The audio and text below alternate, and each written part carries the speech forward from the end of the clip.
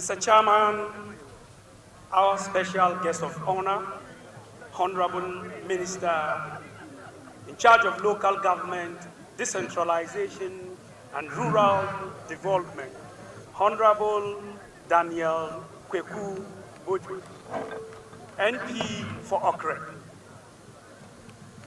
who is a representative of the President of the Republic of Ghana, His Excellency Nana Addo Dankwa Akufo-Addo, the Zugran Bokunaba, Naba Asigri Abugrago Azoka II, Paramount Chief of the Bawku traditional area, Honorable Ministers of State present, Honorable Regional Minister, Upper East Region, my own Member of Parliament for Bawku Central, Honorable Ayarga Muhammad, Honorable Members of Parliament in the Bawku Zone, former and current Municipal and District Chief Executive present, Honorable Assembly Members, Regional Chairman for NPP and NDC and their secretaries, heads of security agencies and departments, sons and daughters of Bawku, the media, distinguished invited guests, ladies and gentlemen. It is yet another beautiful day in the history of Kusa Kingdom as we gather here again for no less a purpose than to mark the 35th annual Samanpiid festival. I deem it a great pleasure to be part of this august occasion, and it is my singular honor to welcome you all to Bawku, the land of peace. I have always said and wish to reiterate today that the people of Bawku are in peace. They are peace-loving people, and whoever finds himself or herself amongst them is always in safe hands. On behalf of myself and on behalf of the municipality, I want to specially welcome our guest of honor, Honorable Daniel Kweku Boju, who is representing the President of the Republic of Ghana, His Excellency the President of the Republic. I believe that even though the President of the Republic is not with us physically, he is with us in spirit. Mr. Chairman, this year has indeed been, if not one of the most dreadful years in our history as a people, as a result of the conflict. Several lives have been lost, properties destroyed, businesses came to a halt, academics truncated, properties destroyed, businesses truncated, development stacked, people lived in fear, and many others had to flee for their lives.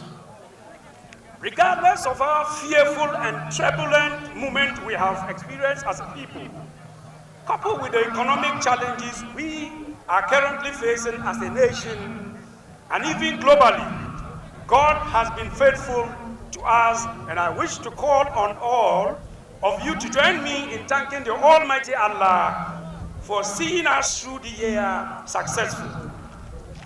Permit me, Mr. Chairman, to, on this occasion, crave the indulgence of this gathering for us to observe a minute silence for all those departed souls, especially the innocent children we lost as a result of the conflict.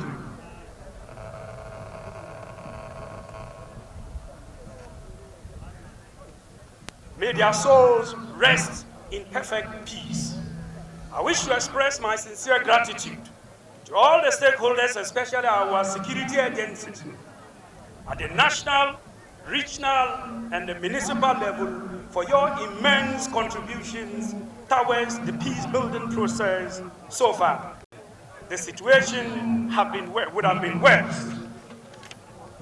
Let me also acknowledge with immense gratitude the relentless fatherly role the President, Nana Addo Dankwa Akufo-Addo, has played so far towards sustaining peace in the Bawku municipality. On a number of occasions, the president invited and engaged both the leadership of the Kusasis and the Mampushis for a dialogue, meetings as part of the process to restore peace in the Bawku municipality.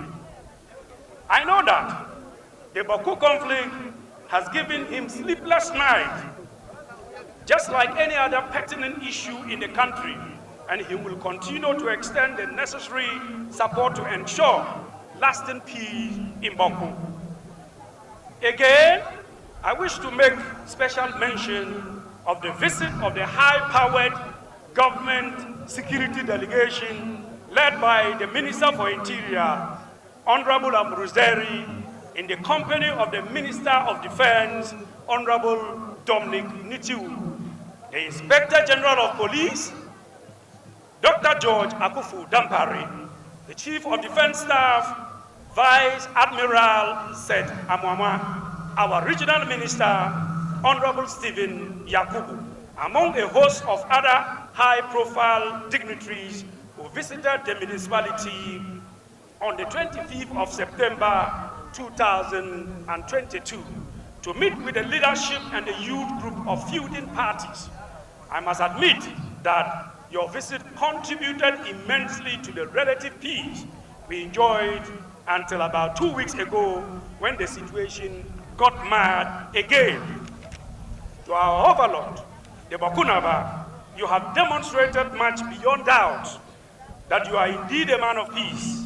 The warm reception you gave us, you always accord us, the listening ear you give us, your fatherly counsel, your collaboration and cooperation with us is enough proof that you are a peace-loving person, and you love to see the people of Bawku living in peace and in harmony once again.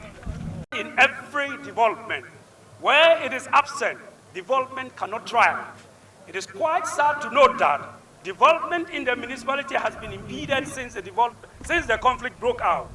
A number of projects, the assembly earmark for the year had to be put on hold, and the few that had already been started also halted. But for the incessant intervention and plea, most of our donor partners would have withdrawn their services and support to the municipality. I don't need to remind you on the economic hardships that the conflict has further placed on the people in this already global economic crisis. Academics works were disrupted, and most of our teachers had to seek for transfers. Some agencies, institutions like Senate and the District Court have since closed down, and the people have to access their legal services and other services by traveling to Bolgatanga. Until recently, when the ban on tricycles yellow was lifted, movements were restricted. Our farmers could not freely cultivate their lands, and that has resulted in the reduction in the levels of production of the various staple crops we grow, as revealed by records available at the Department of Agric. Government had to channel the scarce resources the country has, which otherwise could have been used for development purposes, into providing security for us. My dear people, I am not sure this is the kind of life we want for ourselves and our children and grandchildren. It is more reason why we must pursue peace at all costs and liberate ourselves from these shackles. The onus rests on us as stakeholders to bequeath to our children a peaceful town, free of violence. Even if we fail to build schools, hospitals, roads, etc., we must not fail to leave this legacy, because we would have laid a foundation solid enough for them to do so. I therefore charge all of you, our traditional authorities, members of parliament, assembly members, the youth, the media, NGOs, opinion leaders, religious bodies, the young, the old, etc., to rise up to this worthy cause. From our homes to our workplaces, in our schools and in the streets, let us preach peace. On this note, I want to place a special call to our traditional authorities to continue to engage our people, especially the youth, on the need to lay down their weapons and rather seek for peace. Let us foster a peaceful coexistence among our people. To our youth, you are the strength and the backbone of the municipality. I want to urge that we channel this strength positively into meaningful ventures that will inure to the development of our dear municipality, rather than which will destroy us. Let us heed to the call of our leaders to lay our weapons down. I want us to know that sometimes leaving the battlefield is not a sign of weakness, but a strength, because we know the value of peace. To our security agencies, I wish to entreat that we continue to discharge our duties professionally with all fairness, and let us enforce and ensure strict adherence to all the regulations without fear or favor. Lastly, to our media personnel, I implore you to be very professional in the discharge of duties, and let us not use or allow others to use the media platform to incite and infuriate one another, but rather to preach peace. I wish to sound a note of caution to all those who inundate the media space, especially on Facebook and WhatsApp audios, with insults and unpleasant ways to inflame passions, to desist from doing so henceforth. The National Media Commission is taking steps to clamp down on all faceless Facebook accounts that are being used to perpetrate this. Mr. Chairman, in spite of the unfortunate incident that seemed to have truncated our development agenda, the year 2023 promised to be a good one for us as a municipality. This is because the Assembly has been enrolled onto a number of government programs such as the Gulf of Guinea Northern Region Social Cohesion Project. The project seeks to contribute to the prevention of conflict spillover from the Sahelian countries by improving the social and economic resilience of the targeted northern regions and strengthening the regional dialogue across the Gulf of Guinea countries. Under the intervention, the Assembly has been allocated with funds to undertake some major projects in 5 clusters in the municipality, made up of 120 selected communities across the municipality. These projects, when commenced, would provide a lot of job opportunities for our teeming unemployed youth. Additionally, the phase 2 of the Ghana Secondary City Support Program under UDG2, which is the redevelopment of the Bawku Central Market, has started. The phase 1 of the same project is under construction, which is about 95% completed. Go to the last page. This is the last page. On this note, I want to once again thank you for making time to be part of this year's celebration. And I wish you a happy new year. May Allah bless the land of Bawku and make us great once again. Bawku, I believe, shall rise again. Thank you so much.